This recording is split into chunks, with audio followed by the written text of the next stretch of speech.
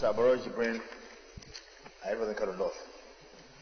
Mr. President, let me begin by commending Mr. President and indeed, together with his team, our government, for being able to put the budget, the proposed bill, the bill together, which was submitted yesterday. Indeed, it is the determination that we have all agreed upon that the legislature and executive should work together to make sure that the budget cycle is reverted to begin from January and to end in December. I understand they did a good job. They worked very hard, day and night, to make that the presentation possible yesterday. Having said so, let me also commend the President and his team, the executive arm of government, for creating a very, very sound premise for the budget. This premise, which has four components. These components, if actualized based on the projections, I'm sure our economy will become better, and we will have started on the trajectory of getting to where we want to get to in terms of having a sound economy.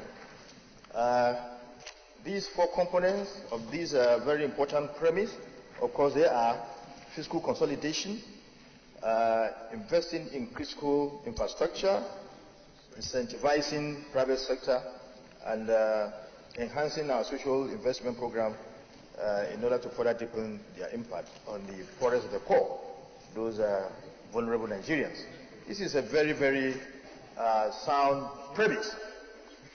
Also, when you look at the revenue projections, the total revenue, which is 8.155 trillion this year, it's against 7.5 that was projected last year. I think the government has also done well here, particularly when one looks at the fact that you have 2.64 for oil revenues and 1.81 for non-oil revenues and other revenues of 3.9 trillion. Why I say the government has done well here is because there's an attempt to move away from dependence on oil revenue. You can see now that the diversification policy of government is yielding results. That's what we'll be talking about. Let's not depend on oil. Let's look elsewhere, other products. And clearly, this projection has really shown that government is serious. To actualize this long-term policy of the government to move away from depending on oil revenue, but to diversify our economy.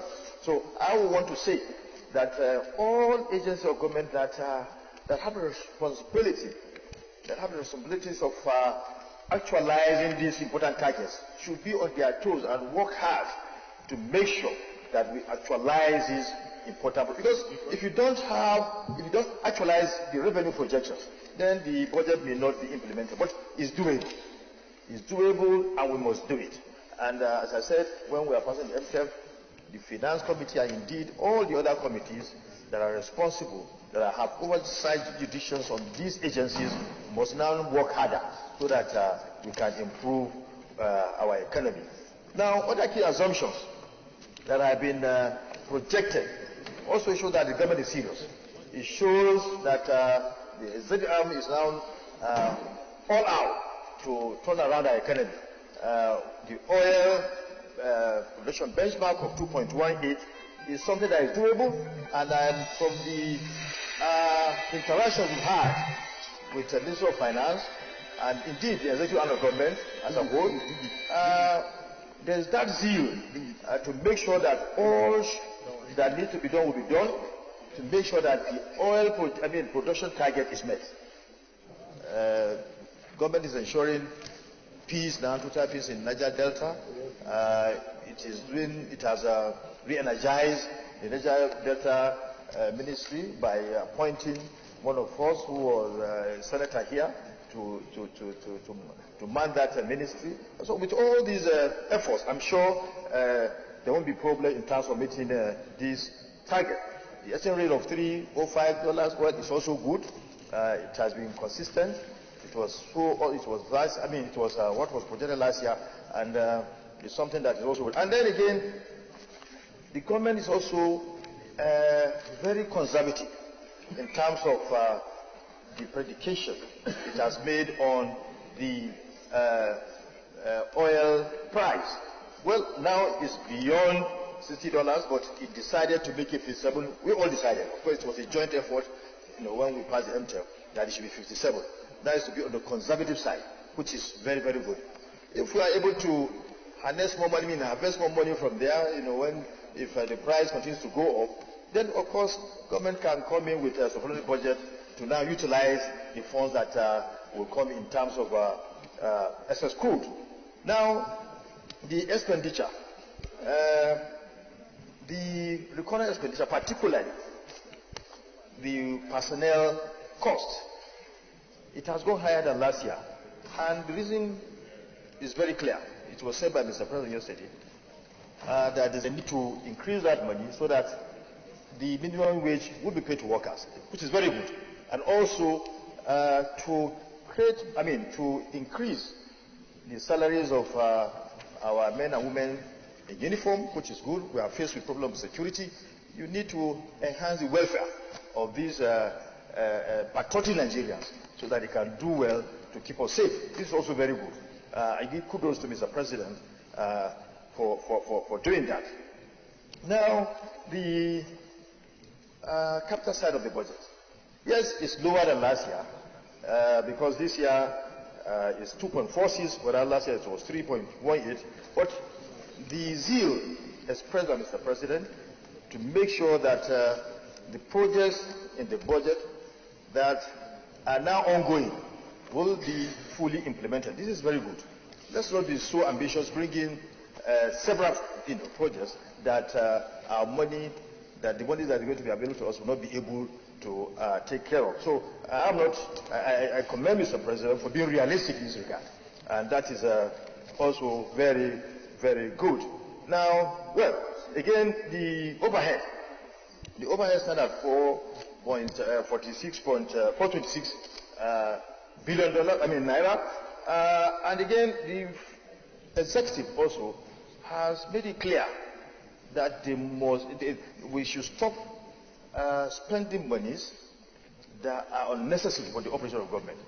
That liaison offices should not be open with reckless abandon, and something. There should be a kind of prudence in terms of government spending, and this is also good. It's a good policy that will help us to make sure that we do not spend money unnecessarily in running our government. That is cutting down the cost of running government. This is a very good policy, very, very good policy that we need to commend the President for getting it introduced. Well, the deficit level, 2.18 trillion, which is also nice because it's fall within. You can round up, please. Well, Chief Whip, please try to be.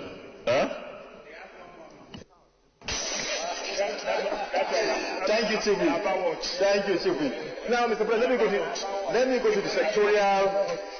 Mr. President, the sectorial allocation. Ministry of Works has 2 billion. So also Power has 127. Transportation has 130. This shows that the government is serious in providing the necessary infrastructure to drive and sustain, a private sector that will enhance the development of our economy. It's a very clear picture. It shows how serious government is. Thank you very much.